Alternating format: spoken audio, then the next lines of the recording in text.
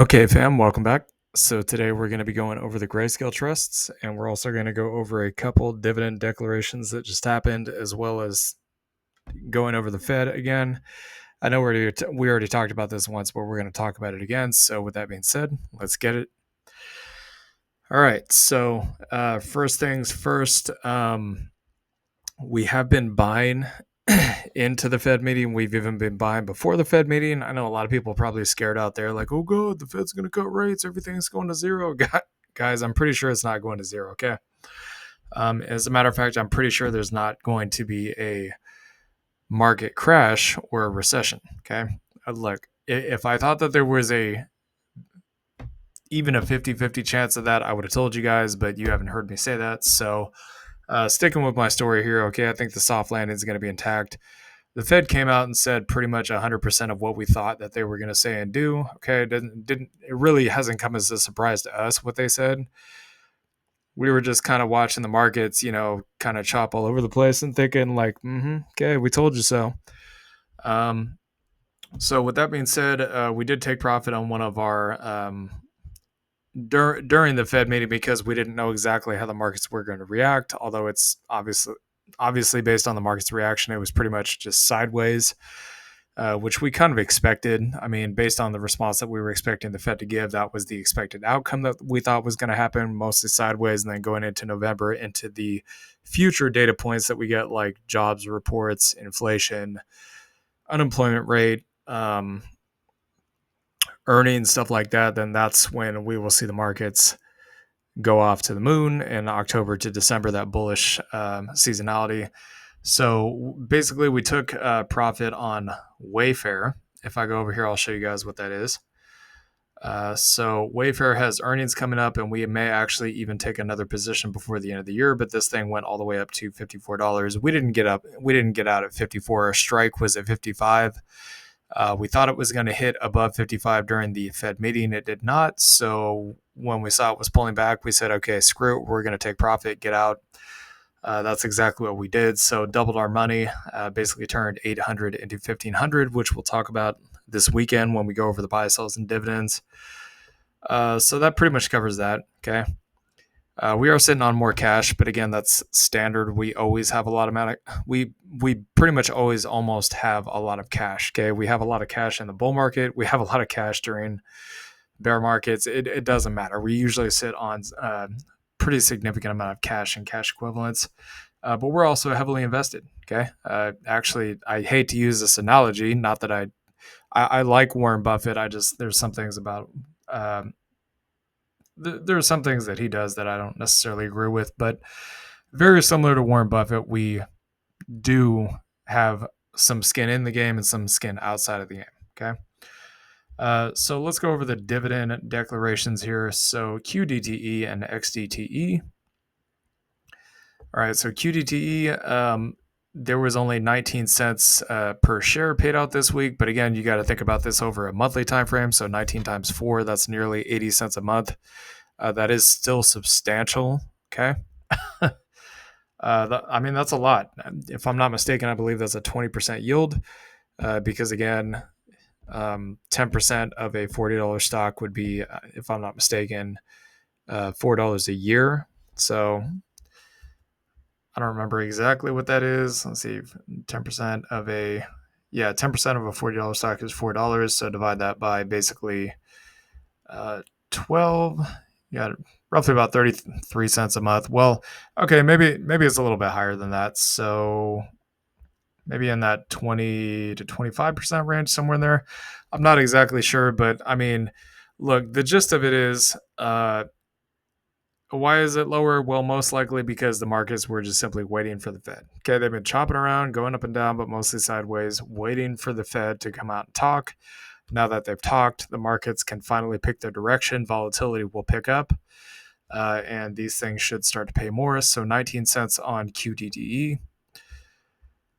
Next thing we have here is XDTE.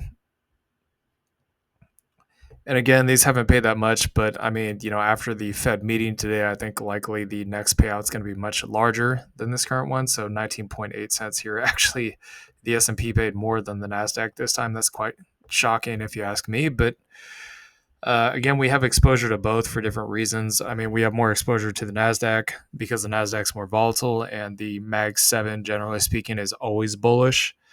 Unless there is some kind of crazy sell-off, which we saw in 2022. I don't think we're going to see one this year or even next year. In terms of RDTE, the new one, we're probably not going to buy this, even though the Fed rate cuts are very, very bullish for small cap stocks, which is what the Russell has. But the declaration, if you want to get in, is the 25th, which is basically a week from today. So we are aware that the YieldMax ETFs and the fund of funds are now paying weekly distributions. It's not something that we really personally care about. I mean, whether they pay weekly or monthly, it doesn't matter. We don't really care. I mean, the single stock ones pay weekly at a different time frame than the fund of funds ones do. So we get two different payments from that automatically anyways. That covers 2 out of 4 weeks. We're not really too concerned about it. One thing I will point out here is that if this were to remain true going forward over time, YMAX and YMAG both are paying roughly about 20 cents a week here, as you can see. Whereas before on the monthly time frame, they were paying roughly about 65 cents a month. So this actually increases the payouts if it remains consistent over time, which could potentially eat into the NAV. I don't think that's necessarily a good thing. But do I think they're going to stay at 22 cents every single week going forward? Not really. I don't think so. We'll just kind of have to wait and see how this plays out. But as of right now, YMAX 22, almost 23 cents, and YMAG 19 cents. I will say that the price of these have actually gone up. I think it's partly because of the FOMC meeting, or at least they were up anyways. So you have YMAX 1760, and then YMAG, of course, which went up more because, again, crypto has not had its bull run yet. So YMAX is kind of lagging because of that. But YMAG is going up. And yeah, so anyways, just so you all know, we have been buying crypto and stocks on the dip, even during the FOMC day. Okay, so we bought yesterday and we bought today.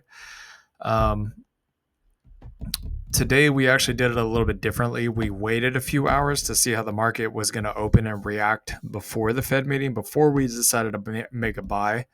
And then we did a split buy. So we basically did half of what we were going to do before the FOMC meeting, like, I don't remember exact time of day, maybe 8, 9 in the morning, something like that. And then the other half, once it became clear what the Fed was going to say and what they were going to do, which gave us a little bit more certainty as to whether we should buy or hold off. So we decided to buy. It's pretty simple. Actually, I can even show you that right now. Again, we don't usually do this, show you guys this stuff till basically Saturday or Sunday, but we're going to go ahead and show you right now. So TMF did drop off a cliff on a dovish Fed. I was actually expecting this to happen. That's why we bought Coney yesterday instead of today. And we bought, as you guys can see here, a little bit more TMF today at a discount. Look, regardless of whether the Fed, regardless of whether there's a soft landing or a hard landing, TMF is, for us, just strictly a Fed rate cut play. Okay, when the Fed rate cut, or when the Fed cuts rates, soft landing or hard landing, TMF theoretically should go up in price. So even if there's a soft landing, the Fed cuts rates, theoretically TMF should still go up in price.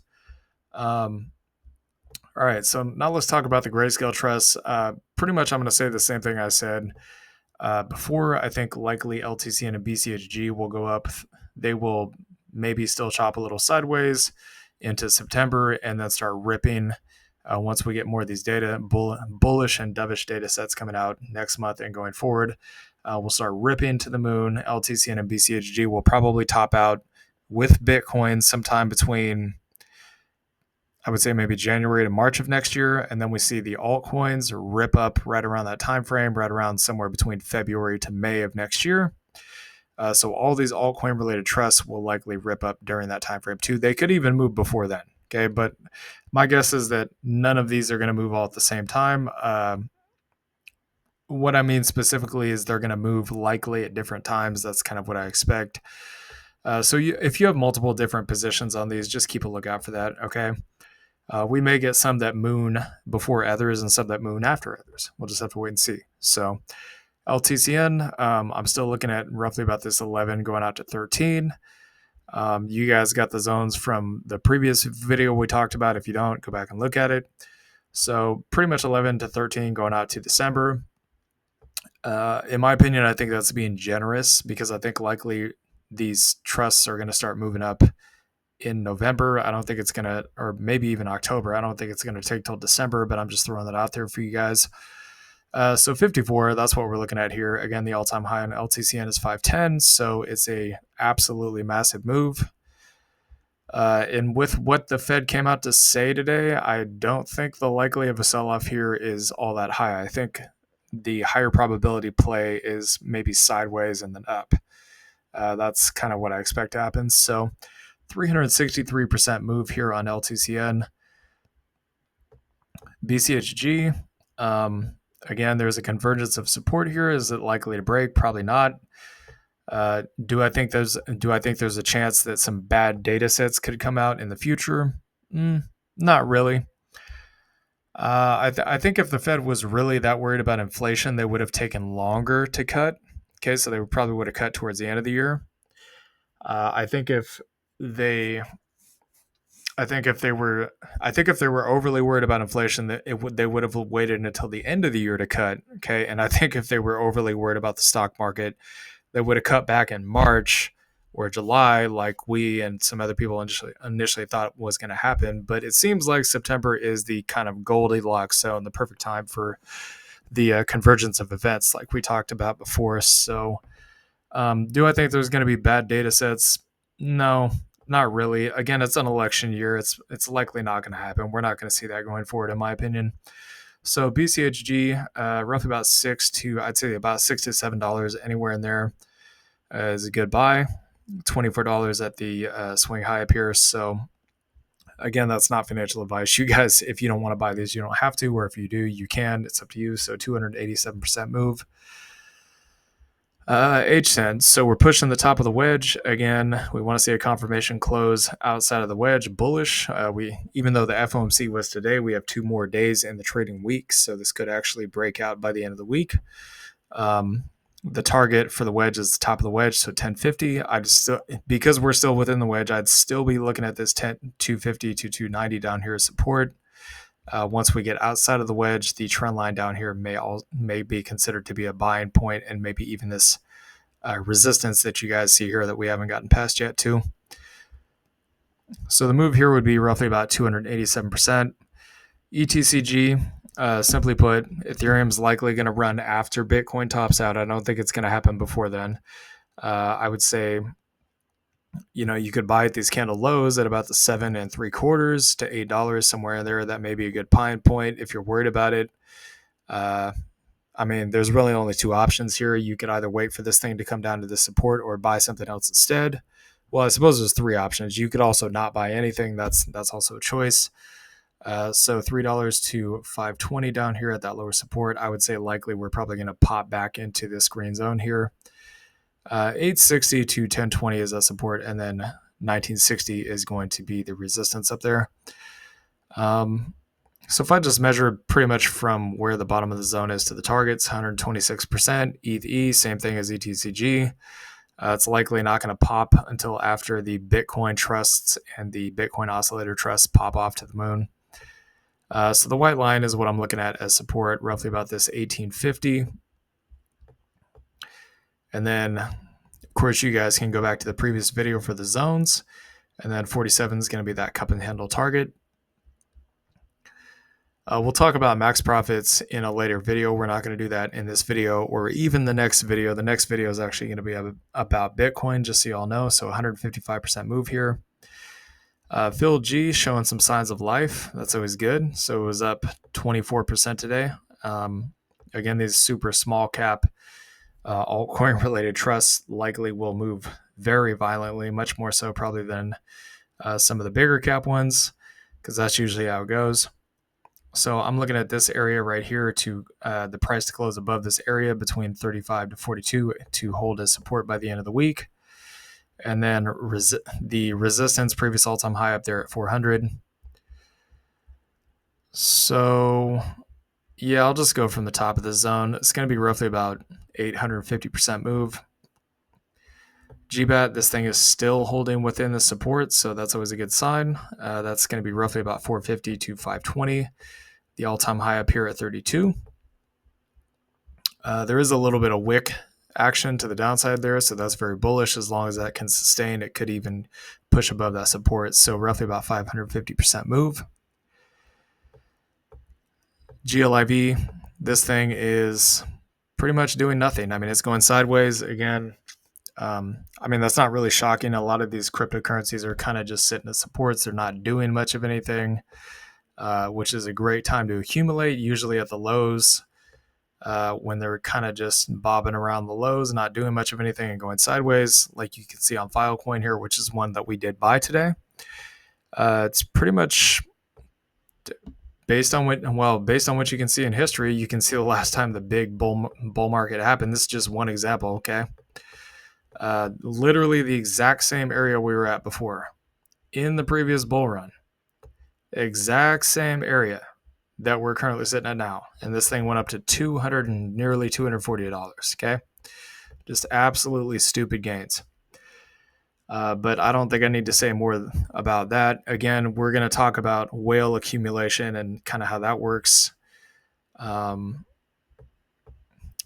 a later point. So there it is. Okay, so support here, roughly about $11.70 to $15. I am expecting that to hold most likely, even though, again, all coins can bleed against Bitcoin as it goes up. But once Bitcoin starts ripping to new all-time highs, that should at least give all coins some kind of life and movement, even if it's not massive moves to the upside. So $80 is going to be the all-time high here. And the move would be roughly about 505%. G-Link, definitely expecting this support here to hold. It looks like we might have a kind of a double bottom pattern that's very bullish, and also another one right here. So 39 to 45 at support there. The all-time high up here at 220. Chainlink's a pretty popular project, so I don't think this one's going to have a massive sell-off. Roughly about 410% move here. GSOL, same thing here. Everybody loves Solana, so I don't think this thing's likely going to go any further down. I think this green box right here, especially after what the Fed said today, I think the green box right here is likely going to be the potentially the last level of support to buy at. So 300 to 350, 170 for 200 for those of you that are more bearish, 580 at the all-time highs. Just from the current price to the all-time highs, roughly about a 75% gain. GXLM, so we did get a little bounce off this white line. Again, these white lines are meant to serve as micro support. The major ones are the green and red zones.